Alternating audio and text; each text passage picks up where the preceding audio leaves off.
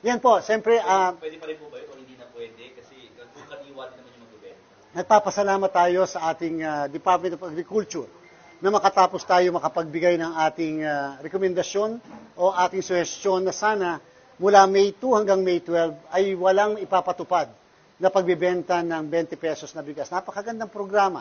Pero sabi natin, makakapaghintay naman siguro yung programang magandang yan. Kahit na May 13, hindi na kailangan kumuha pa ng exemption sa COMELEC. Sapagkat hindi po ba sinabi namin, bawal ang ayuda mula May 2 to May 12, 10 araw bago mag-eleksyon. First time po itong ginawa ng COMELEC na ipinagbawal ang kahit anong pangalan at klase ng ayuda.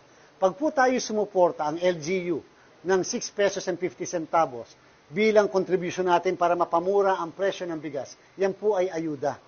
And therefore, pinagbabawal po natin ito sa 10 araw. At sana po, yung kahapon na rollout, okay na po yon. At least alam na ng sambayanan na may ine-expect silang 20 pesos pagkatapos ng eleksyon na pwede nilang mabili.